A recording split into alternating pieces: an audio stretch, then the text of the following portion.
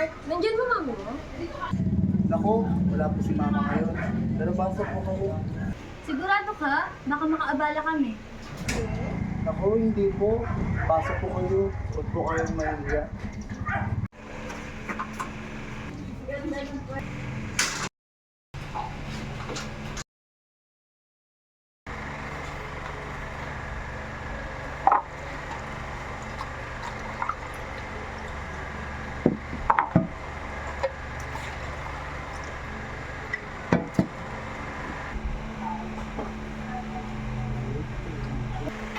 Salamat, Mark. Ang ganda ng pakiramdam ko dito kahit wala ang mama mo. Oo nga, kita mo talagang pagiging asikaso mo. Parang nasa bahay lang namin kami. Naku po, wala yun. Ganito lang po talaga kami. Gusto lang po talaga namin maging komportable ang aming mga bisita.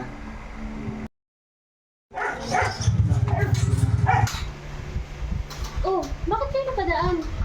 Bibisitahin ka sana namin. Naku, galing akong palengke. Ayos lang, andito naman si Mark. Ngayon ko lang nakita tong anak mo. Napaka-welcoming talaga. Nakatagot mo sa ha? Bakit ka? Ano ba ito? Hindi ko nuksa lang.